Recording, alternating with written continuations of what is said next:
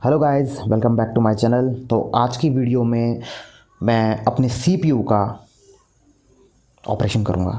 तो सीपीयू का operation basically होगा कि मैं इसका एसएमपीएस चेंज करने वाला हूँ। एसएमपीएस या फिर आप बोल सकते हैं पीएसयू, पावर सप्लाई यूनिट। तो पावर सप्लाई यूनिट को चेंज मैं क्यों कर रहा हूँ, सबसे पहले मैं आपको उसका आंसर देता हूँ। क्योंकि मेरी जो पावर सप्लाई है वो कोर्सर की 450 वाट वाली पावर सप्लाई थी और उसको बहुत टाइम हो गया है। और मैं जब से इसको देख रहा हूँ, जब से मैंने पावर सप्लाई यूज़ करी है, उसके बाद से मैंने अपने सीपीयू में हार्ड ड्राइव्स बढ़ाई हैं। अपने सीपीयू में मेरे पास पहले से ही RTX 2060 था ग्राफिक्स कार्ड, जिसका लोड वो ले रहा था ऑलरेडी। और अगर कोई नॉर्मल अगर पावर सप्लाई होती या फिर कोई लोकल पावर सप्लाई होती जेब्रॉनिक्स वगैरह की फर्जी वाली, तो अभी तक मेरा जो सीपीयू है वो फूक चुका होता। लेकिन क्योंकि कंपनी की पावर सप्लाई थी, इसलिए वो जब से हैंडल करती जा रही है और आगे भी कर रही है। लेकिन मेरे सिस्टम में एक प्रॉब्लम आ रही थी, जो जिनके पास कंप्यूटर है, आपके सिस्टम में भी शायद आई हो कभी, अचानक से सिस्टम का बंद हो जाना, कंप्यूटर का स्विच ऑफ हो जाना और दोबारा उसको बूट ना लेना। जब सिस्टम दोबारा बूट नहीं लेता, बंद हो जाता है, तो फिर हमारे अंदर यही दिमाग में आता है, यार कहीं ग्राफिक्स कार्ड तो नहीं खाया, कहीं मदरबोर्ड तो नहीं चले गई, कहीं सीपीयू में तो खराबी नहीं है। तो ऐसे बहुत सारे हिट एंड ट्रायल मैंने भी किए। मुझे लगा कि मेरा कहीं ग्राफिक्स कार्ड तो नहीं उड़ गया, कहीं मेरा जो है मदरबोर्ड तो नहीं गया, ख़राब हो गया। फिर रैम स्टिक्स का भी प्रॉब्लम आया कि रैम स्टिक लगाने पे भी कभी चालू नहीं होता था, कभी सिंगल रैम स्टिक पे चलता था और दोनों रैम स्टिक से एक एक करके लगाओ तो फिर सिस्टम चालू होता था। तो ये प्रॉब्लम बेसिकली जहाँ तक मैंने डायग्नोस की है, तो मुझे लग रहा है कि ये पावर की प्रॉब्लम है। सिस्टम को जो पावर है वो इस PSU से जो मेरे पास लगाया 450 वाट का, उससे नहीं मिल रही है।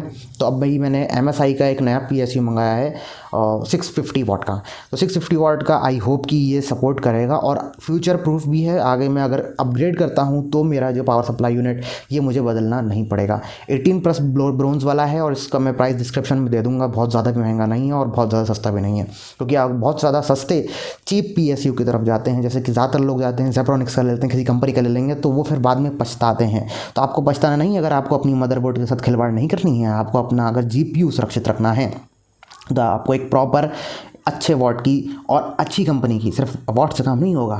ऐसा नहीं कि अच्छे वॉट के इंटेक्स का ले लिया फिर और किसी का भी ODC का ले लिया आपने और 1200 रुपये में बहुत बढ़िया है, नहीं। आपको एक अच्छी कंपनी का PS लेना पड़ेगा, जिसमें कि अच्छे क्वालिटी के, टॉप नॉच क्वालिटी के जो ट्रांजिस्टर रजिस्टर्स जो भी इनका यूज़ होता है, और पावर सच से भी ये आपके सिस्टम को बहुत बचाते हैं। तो चलिए, मैं अब अपना CPU में खोल दिया है मैंने, तो आपको दिखाता हूँ कि कैसे मैं पावर सप्लाई यूनिट चेंज करता हूँ। ये देखिए, ये मेरे जो CPU है इसका ये फ्रंट पैनल है, ये आपको दिख रहा होगा।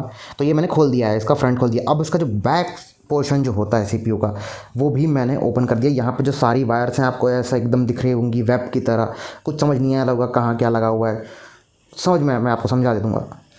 और मेरा पावर सप्लाई यूनिट होता है पीछे।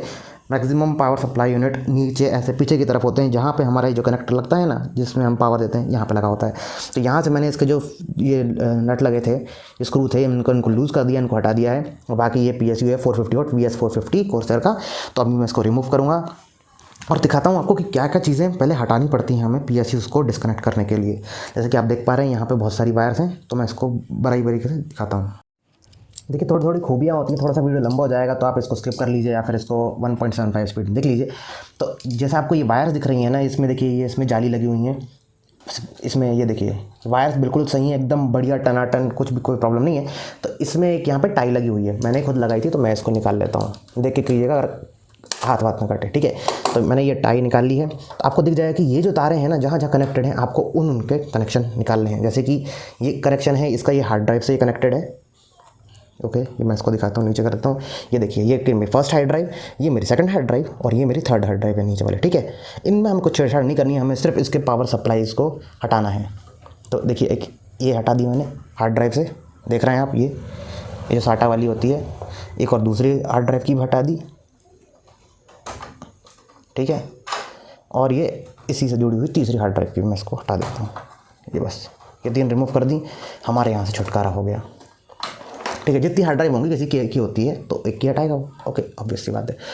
एक और है इसमें, ये देखिए, ये जो इसका ये पोर्ट है, इसको मैं भूल गया, ATX पोर्ट कुछ बोलते हैं इसको। तो ये देखिए 4 पिन वाला पोर्ट है, इससे मेरा ना जो ये फ़ैन वगैरह है, इन सब का जो कंट्रोलिंग है, ये इससे होता है। तो इसको भी मैंने हटा दिया। तो ये भी पावर का एक सोर्स होता है, ठीक है। तो ये सारी वायरिंग ये अंदर की तरफ है, मतलब पीछे की तरफ। तो ये सारी मेरी यहाँ से फ्री हो गई। अब मैं CPU को दूसरी तरफ दिखाता हूँ आपको। देखिए यहाँ पे जो था, यहाँ पे मैंने जीपीयू का यहाँ पे कनेक्टर लगा रहता है, इसको PCIe कनेक्टर बोलते हैं, इसमें लिखा भी हुआ है। तो मेरा है ये 4 जोड़ी में है, ठीक है। ये यहाँ पे लगा हुआ था, मैंने ये निकाल दिया। और एक और है, ये वाला कनेक्टर है। अब इस कनेक्टर की जो कनेक्शन रहता है, जो मेन पावर कनेक्टर रहता है, जिससे पूरे मदरबोर्ड का हमारा सप्लाई मिलता है, इसके बाद बिना मदरबोर्ड ऑन नहीं होगा। तो हमें इसका एक यहाँ पे क्लिप रहता है एक, इसको हमें दबाना है और दबा के हमें दोनों हाथ से खींचना है। दोनों हाथ से खींचेंगे तभी ये निकलेगा, वरना एक हाथ से आप करेंगे तो नहीं होगा। ये देखो, ये मैंने इसको निकाल लिया है। अगर ये ऐसे नहीं निकलता, एकदम खींच के नहीं निकलेगा ये, थोड़ा सा इसको ऐसे ऐसे ऐसे करके लूज़ करना पड़ेगा, फिर ऐसे ऊपर की तरफ खींचोगे तो आप निकल जाएगा ईजिली। देखिए अब पूरी तरह से ये डिस्कनेक्ट हो चुका है। अब मैं अपना जो PSU है, ये पावर सप्लाई यूनिट, इसको निकाल देता हूँ। तो अभी आपने नोटिस नहीं किया होगा, इसमें पीछे की ओर एक और है, एक और वायर इसमें दिया हुआ है। ये देखिए, येलो कलर का दिख रहा है आपको, ये येलो कलर का, ये पीछे जाके, तो ये भी लगा हुआ है। तो इसको निकालने के लिए ना मुझे थोड़ी सी मशक्क़त करनी पड़ेगी। मुझे क्या करना पड़ेगा, ये वाला जो फ़ैन है ऊपर लगा है, इसको मेरे को हटा के इसको निकालना पड़ेगा। ये भी ये कनेक्टर होता है, इसको भी लगाना बहुत ज़रूरी है, वरना फिर दिक्कत हो जाएगी। इसलिए इसको भी निकाल देता हूँ। तो गाइस, जो मैं पिन निकाल रहा था यहाँ से, जो मैंने आपको बताया था, यहाँ से मुझे निकालनी पड़ेगी, और यहाँ से निकाल दी। मुझे दोनों फ़ैन हटाने पड़े अपने ऊपर के। तो इसकी जो ये पिन है, इसको हम CPU पिन बोलते हैं। ये CPU की पिन होती है, बहुत इंपॉर्टेंट इसका रोल है मदरबोर्ड के अंदर। तो इसको निकालना ज़रूरी है, निकालना तो पड़ेगा ही। सारा PSU कैसे निकलेगा फिर। तो इसमें जो 8 पिन होती हैं, इसमें लिखा हुआ है, जो कंपनी वाले हमारे PSUs होते हैं, हाई क्वालिटी के PSUs होते हैं, उसमें इस तरह की ब्रेडेड केबल्स होती हैं, और इसमें एक तरह की झिल्ली जाली, जो भी आप कहना चाहें, नेट, ये होती है सपोर्ट के लिए। और साथ ही साथ इसमें सब में ब्रांडिंग दी होती है। ब्रांडिंग के साथ इसमें मेंशन भी किया जाता है कि कौन सी पिन कहाँ लगेगी, किस जगह पर लगेगी, कौन से एरिया में। तो हमें कन्फ्यूजन नहीं होता है। लोकल चीज़ों में ये चीज़ें नहीं दिखाई देती हैं। अब बाकी हम अभी सारा अपना ये जो PSU है 450 450, इसको हम निकालते हैं और हम दूसरा इंस्टॉल करते हैं। तो गाइस, आप देख सकते हो मेरा राइट साइड रखा हुआ है ये पुराना PSU, और लेफ़्ट साइड रखा है नया PSU। तो ये 450 वाट का PSU था, और ये हमारा 750 वाट का PSU। सेम वायर्स हैं, वायर्स में कोई प्रॉब्लम नहीं है, बल्कि इसकी वायर्स मुझे ज़्यादा ब्रेडेड लगी। हाँ, लेकिन इसमें एक चीज़ की कमी है, वो मुझे ये लगी कि इसमें देखिए, इसमें सिर्फ सिंगल जो एक मेन CPU वाली जो वायर होती है ना, ये वाली, सिर्फ इसी को ब्रेडेड किया गया है, बाकी किसी को ब्रेडेड नहीं किया गया है। तो ये मुझे एक इसका नेगेटिव पॉइंट लगा कि नहीं करना चाहिए था भाई, कर देते, क्या चला जाता। लेकिन नई कंपनी को तो अपना कुछ ना कुछ कटिंग तो करनी है, कॉस्ट कटिंग। तो ठीक है, जैसे कॉस्ट कटिंग करे। तो ये हमारा ये बैक साइड पे लगेगा, ये हमारा इस तरह से लगेगा, ठीक है, इस बाहर की तरफ। और चलिए इसको इंस्टॉल कर देता हूँ। और जो वायर्स हैं बाकी, ये सब CPU के पीछे से ले जाके, जो पीछे वाला पैनल होता है जिसमें हम पैनल को लगाते हैं, उससे ले जाके मैं कनेक्ट करके आपको बताता हूँ। तो मैं समझ सकता हूँ कि आप लोगों को लग रहा हो कि इतना सारा खिलारा क्यों पड़ा हुआ है, क्या समझ में आएगा आपको। लेकिन आपको you have to cope with it, okay. तो अभी इसको समझो क्या चीज़ है। जैसे कि मैंने ये CPU है, PSU है, मुझे इसको CPU में लगाना है।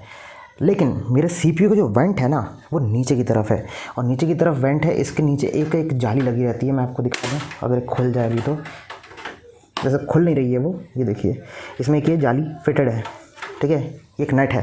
तो ये नेट क्या करती है, पहले हमें समझना होगा कि ये PSU करता क्या है। ये PSU जो हमारी एयर है उसका सक्शन करता है। ये PSU एयर को ब्लो नहीं करता है, क्योंकि इसमें लोगो ऊपर दिया हुआ है। तो आपको लगेगा यार, इसको तो लोगो ऊपर दिया हुआ है, तो इसको ऐसे ऊपर इंस्टॉल कर दो। हाँ, आप बिल्कुल कर सकते हो, इसको ऊपर इंस्टॉल कर सकते हो। लेकिन अगर जब तक आपके CPU में जो अपना ये है कैबिनेट है, इसमें नीचे अगर ऐसे कुछ वेंट नहीं दिए गए हैं, तब कर सकते हो आप।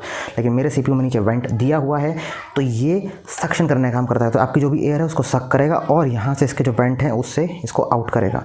तो मुझे इसको इस पोजीशन में नहीं, मुझे इसे इस पोजीशन में लगाना पड़ेगा। ये मेरी मजबूरी है, क्योंकि देखिए, जैसे ये नीचे से एयर को सक करेगा, ठीक है, एयर को सक करेगा, तो ये जो नीचे मेरी नेट लगी हुई है, इसमें जो भी डस्ट है वो एक्यूमुलेट हो जाएगी। फिर मैं इस नेट को निकाल सकता हूँ, बाहर के बाहर ही निकाल सकता हूँ, और इसको क्लीन करके वापस लगा सकता हूँ। तो इसका ये फ़ायदा होता है। अगर मैं इसे ऊपर इंस्टॉल कर दूँगा, तो ऊपर इसमें बहुत सारी डस्ट और बहुत कुछ जमेगा, और यहाँ तक आएगा। फिर मैं इसको बार बार क्लीन करना बहुत मुश्किल टास्क हो जाता है, क्योंकि इसमें अंदर जो है एरिया है, आपको लग रहा होगा कि ये एरिया तो बंद रहता है, लेकिन इसमें बहुत सारी डस्ट इसमें जमती है। आपको बिल्कुल भी अंदाज़ा नहीं। जिनके पास CPU है, जिनके पास कैबिनेट, उनको पता है कि कितनी डस्ट होती है। अभी तो देखिए कितनी डस्ट क्लीन की है, उसके बाद भी बहुत डस्ट है इसके अंदर। तो अगर आपको डस्ट से बचना है और अपना जो PSU है उसको ख़राब नहीं होने देना चाहते, तो आप इसका यूज़ कर सकते हो। आप इसको उल्टा लगाएंगे, मैं लगाऊंगा, आप अपने कैबिनेट के हिसाब से लगाएंगे। वीडियो को आगे बढ़ाने से पहले आप इसकी स्पेसिफिकेशंस तो देख लीजिए। यही चीज़ इसके बॉक्स में मेंशन है। ये 80+ ब्रोंज रेटिंग के साथ आता है। MSI का मैग AC60 650BN, ठीक है, इसकी रेटिंग है। और इसमें दिया हुआ है कि DC आउटपुट में 5 वोल्ट में 3.3 वोल्ट में 12 वोल्ट में ये कितना एम्पीयर करंट देगा। और इसकी जो रेटिंग है वो आपको समझ में तो आने वाली है नहीं, किसी को भी नहीं आती है, मुझे भी नहीं आ रही है। तो इसलिए आप इसको देख लीजिए, अगर आपको समझ में आती है तो आप इसको पढ़ लीजिए और इसको नोट कर लीजिए, क्योंकि ये कंटिन्यूसली इतने वोल्टेज इसमें जो मुझे हिसाब से लग रहा है, जो इसकी मेन सप्लाई है उसमें ये इतना 648 वोल्टेज करंट देगा कंटिन्यूस वे में। Not a P, this is not a P current, this is the continuous current. Okay, तो गाइज़ ये हमारा इंस्टॉलेशन फाइनल हो चुका है। ये देखिए, ये मैं आपको दिखा रहा हूँ, ये आपका बैक दिखा रहा हूँ मैं CPU का, किस तरह से मैंने अरेंज किए हैं केबल्स, ठीक है। ये टाइज होती हैं, इनको टाई बोलते हैं, केबल टाई बोलते हैं इनको। आप हार्डवेयर की शॉप में जाके इनको ले सकते हैं। तो ये बहुत अच्छी तरह से मैनेज कर देती हैं केबल। ये देखिए, ये बैक साइड में हो गई हैं। अब मैं इसमें बैक कवर लगा दूँगा तो ये पूरी केबल्स ढक जाएंगी। ये देखिए, ये फ्रंट, अभी मैं इसको बंद कर दूंगा, जाके से पैक हो जाएगा। और ये हमारा PSU या SMPS जो आप कहना चाहें। और ये देखिए, अंदर से ये केबल है, ये जो मेन पावर केबल है, CPU केबल मैंने लगा दी है, PCI 3 एक्सप्रेस की केबल लगा दी है, PCI एक्सप्रेस केबल, और ये हार्ड डिस्क की भी सारी केबल लगा दी हैं। और ये जो फ़ैन है इसकी भी केबल लगी है, फ़ैन का मेन हब है, इसकी भी केबल लगा दी है। देखिए, अब सिस्टमेटिक तो इतना नहीं दिख रहा क्योंकि केबल्स की वजह से ये ज़्यादा बेकार दिखता है, लेकिन इसमें ये रिमोट कंट्रोलिंग फंक्शन, इसलिए इसको फ्रंट पर रखना पड़ता है। बाकी इसमें केबल मैनेजमेंट मैंने जितना हो सका था उतना कर दिया है। तो गाइस, आपको कैसी लगी ये वीडियो? लगी है अच्छी तो कीजिए लाइक, शेयर और सब्सक्राइब चैनल को। और मिलते हैं फिर नेक्स्ट वीडियो में, फिर किसी नई ट्रिक के साथ। Good bye.